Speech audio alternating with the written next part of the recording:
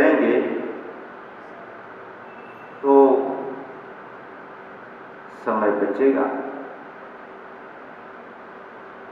एक से नहीं, एकता से काम लो, काम कम हो। एक करेगा तो उस पर काम का बोझ ज्यादा रहेगा।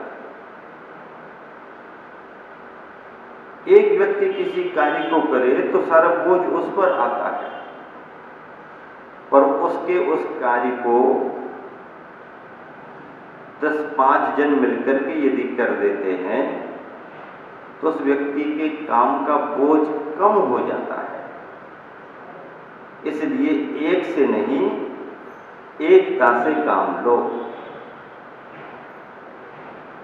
जितना वो कर सकता है उतना उससे काम ले लो, लेकिन काम यदि अधिक है तो एक पर ही सारा काम मत डालो।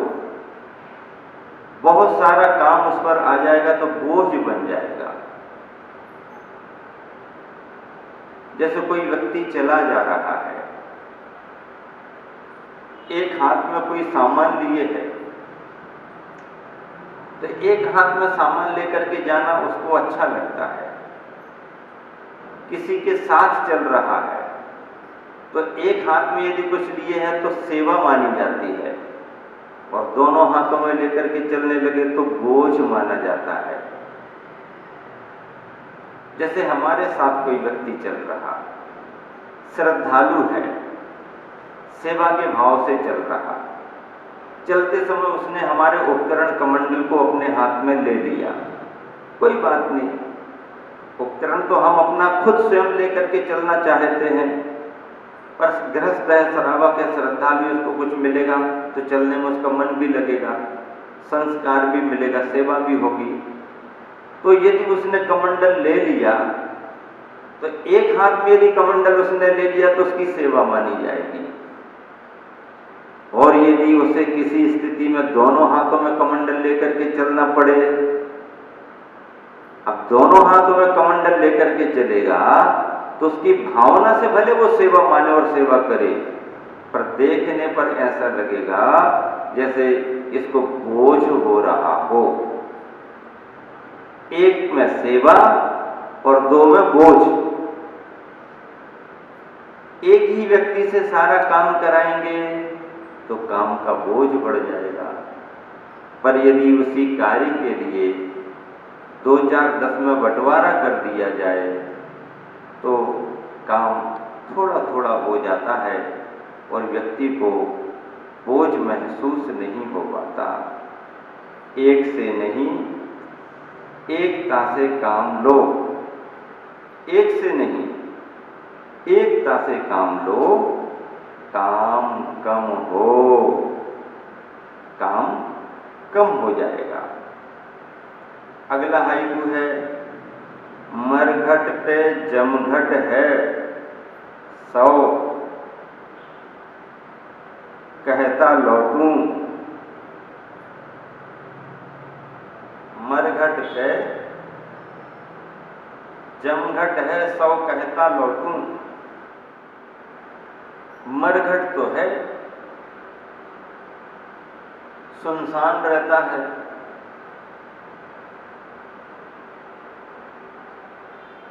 अब मरघट पर ही जमघट हो जाए,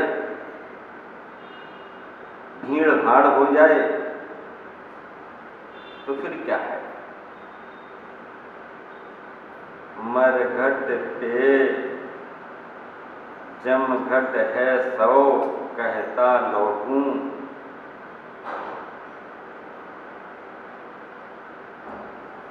लौट पड़ूं। मरघट में जाने के बाद वहां की स्थिति देखकर जमघट है, जमघट है, भीड़ भाड़ है, कहता हुआ लौट पड़ूं। एकांत की तलाश सभी को होती है, पर ऐसा एकांत सभी को मिल नहीं पाता। लोग कहते हैं क्या करूं,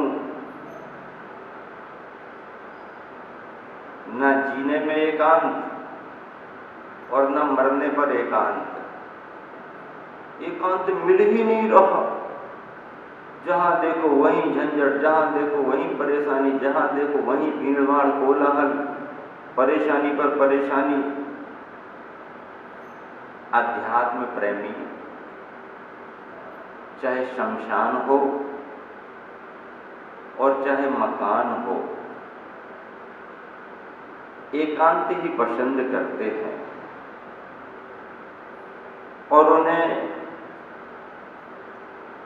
मरघट और बस्तियों से भी कोई फर्क नहीं पड़ता।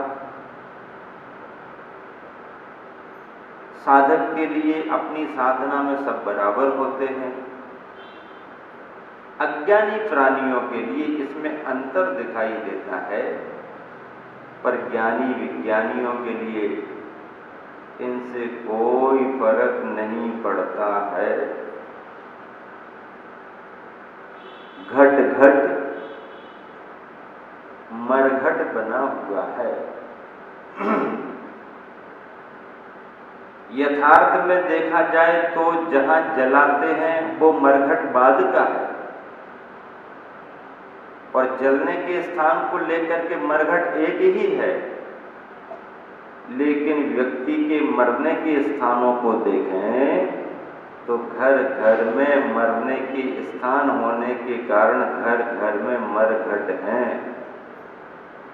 जलाने का मरघट अलग है, पर मरण का मरघट तो घर घर में है ना। अब आज की स्थिति तो ये है, जन्म भी घर में नहीं हो रहा और मरण भी घर में नहीं हो रहा। जन्म डॉक्टरों के भरोसे हो रहा है और मरण भी डॉक्टर और नर्सों के भरोसे हो रहा है। यथार्थ में आज देखा जाए तो घर पर जन्म भी नहीं हो रहे और मरण भी नहीं हो रहे। पहले का समय अच्छा था, घर में जन्म भी होते थे, घर में मरण भी होते थे। अब अस्पताल में जन्म हो रहे हैं और अस्पताल में ही मरण हो रहे हैं। अब इस मरण के बाद में फिर जलाने वाला मरघट वो अलग है। इसलिए मरघट की चर्चा करें तो घर घर में मरघट हैं और ऐसा धरती पर कोई स्थान नहीं है जहां पहले कभी शमशान न रहा हो ही नहीं सकता। इतनी बढ़िया बस्ती, इतनी बढ़िया बिल्डिंगें, ये तो ऊपर ऊपर से बना दी हैं, अंदर खोद करके देखो तो सब वही मिलेगा जो सब जगह है। घर घर मरघट, जमघट की बात कर दी, पनघट की बात करते हैं कोई, पानी भरने के स्थानों को पनघट कहते हैं, जहाँ भीड़ भाड़ इकट्ठी हो जाए तो जमघट कहते हैं, और जहाँ पर मरण होता है उसको मरघट कहते हैं। क्या बताएं, इन सब के बीच में अपने तत्व को समझना, उसे पकड़ना आसान नहीं है। हम अपने जीवन में तत्व को समझें, आत्म तत्व को पकड़ें तो अपने इस घट में ही अमृत प्राप्त हो सकता है। अमृत को हम प्राप्त हो सकते हैं। सभी जन अमृत को प्राप्त हों, मरण से विजय प्राप्त करें, मरण को जीतें, मृत्युंजयी बने। भगवान वही होते हैं जो जन्म और मरण से परे हो जाते हैं। ऐसे शुद्ध और सिद्ध पद को पाने के लिए जन्म और मरण से अतीत होना पड़ेगा। जो व्यक्ति अपने जीवन की साधना में उतर करके अभ्यास करता है, अध्यात्म का आनंद लेता है, निर्विकल्पता शुद्धोपयोग का अनुभव करता है, वही व्यक्ति आत्म साधक होकर के जन्म मरण से छुटकारा पाता है, अपना कल्याण करता है। आप सभी का भी कल्याण हो, इसी शुभ भावना से विराम देता हूँ। महावीर भगवान की जय। नमो आयर्याणं, नमो वच्छायाणं, नमो शाहूणम। पंच परमेष्टि भगवान की जय। अहिंसा परमो धर्म की जय। गुरुवर आचार्य श्री विद्यासागर जी महाराज की जय। परम पूज्य व्यासी संता सागर जी महाराज की जय। दिख रहा जो दृष्टा नहीं, दृष्टा सो दिखता नहीं। कम शब्दों में हाइकू की ये पंक्तियां हैं। दिख रहा जो दृष्टा नहीं, दृष्टा सो दिखता नहीं।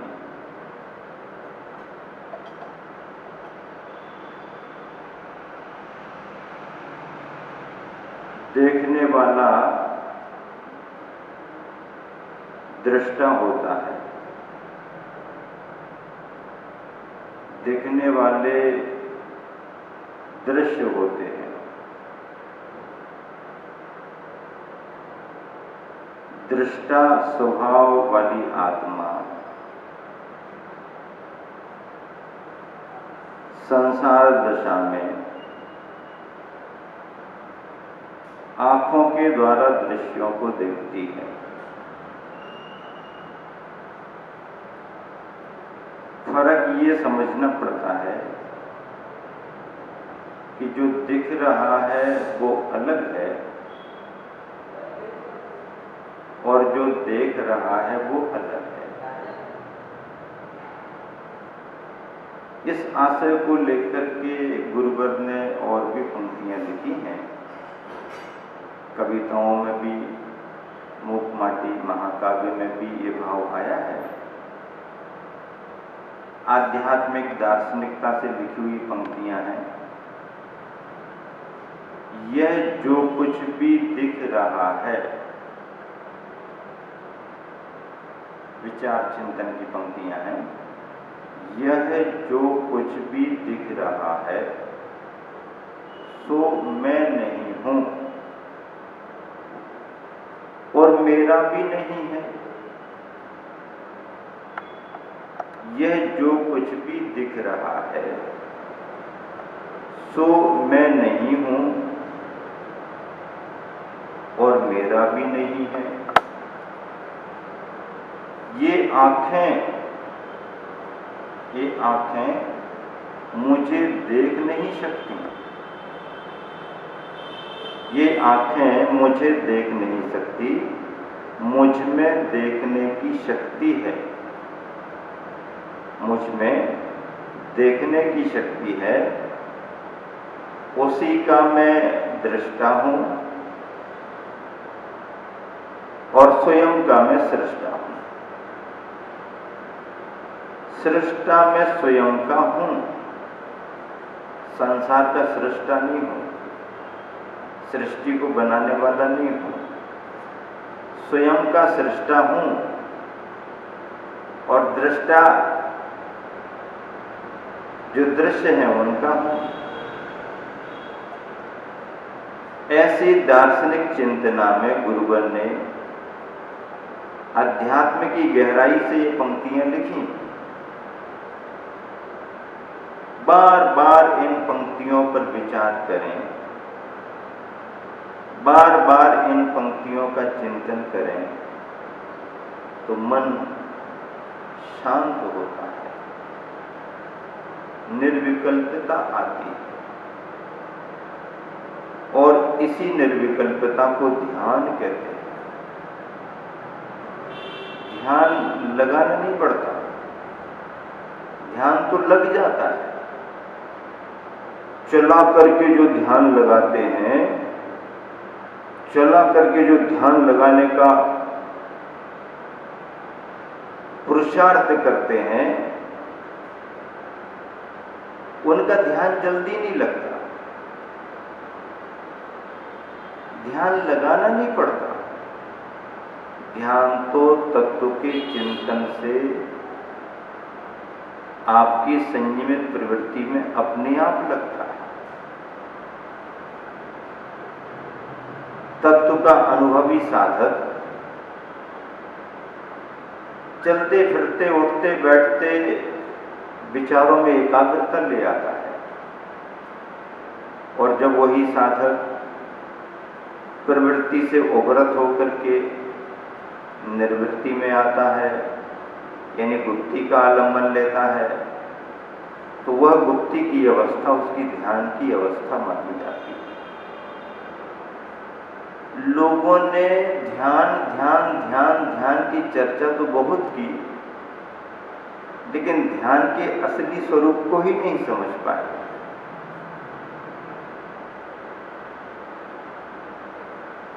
अभी जो भी ध्यान के रूप में चल रहा है,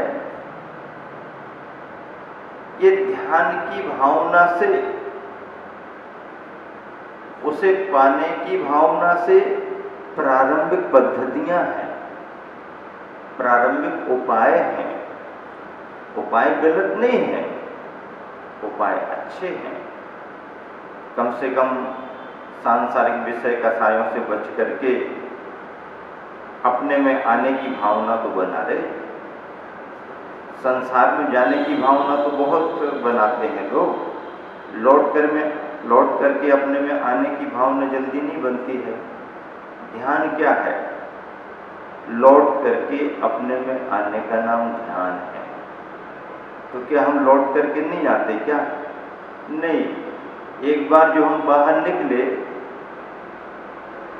तो बाहर की उलझनों में ऐसे रम जाते हैं कि लौट करके अपने आप में आना आसान नहीं होता। संसार के प्रपंचों में रचे पचे लोगों को निर्विकल्प ध्यान नहीं हो पाता। फिर महाराज जी इतने सारे लोग तो हम देखते हैं मेडिटेशन सेंटर में जाते हैं, ध्यान के केंद्र भी बहुत सारे खोले जा रहे हैं, लोगों को पसंद भी आ रहा है। ये सब ध्यान नहीं है क्या? ध्यान की भावना से किया गया कार्य है। ये क्या है? ये तो जो भी किया जा रहा है मन को रिलैक्स देने का उपाय है।